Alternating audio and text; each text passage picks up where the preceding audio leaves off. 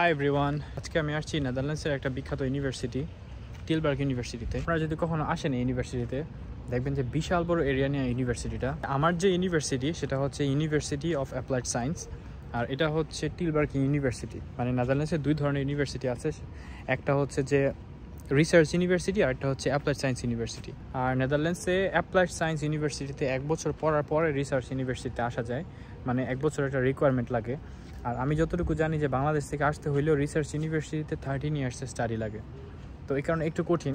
But Tilburg ইউনিভার্সিটিতে tuition ফিগুলো আমি একটু চেক করছিলাম যে টিউশন আমি যদি এখানে ট্রান্সফার হয়ে আসতে চাই বা ওরকম কিছু, বা বাংলাদেশ থেকে যদি কেউ অ্যাপ্লাই করে আসতে চায়, সেক্ষেত্রে টিউশন ফিটা প্রায় সেম। এখানে টিউশন ফি রেঞ্জ হচ্ছে 9,000 থেকে 10,000 ইউরো বা 11,000 ইউরোর মতো।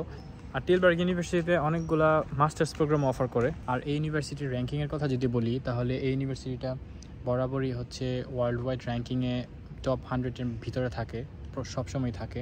তো বুঝতেই পারতেছেন যে এটা কত ভালো একটা ইউনিভার্সিটি।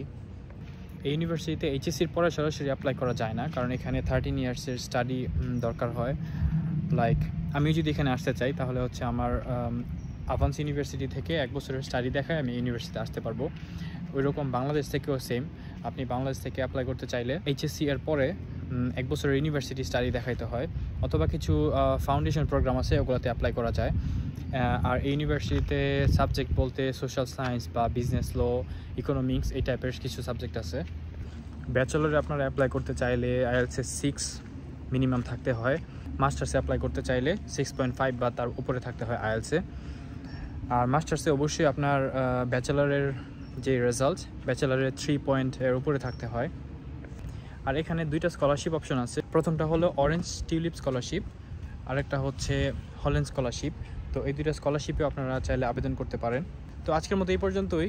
আর আপনাদের কোনো প্রশ্ন থাকলে নেদারল্যান্ডস নিয়ে আমাকে কমেন্ট করবেন। তো ভালো থাকেন সবাই, আল্লাহ হাফেজ।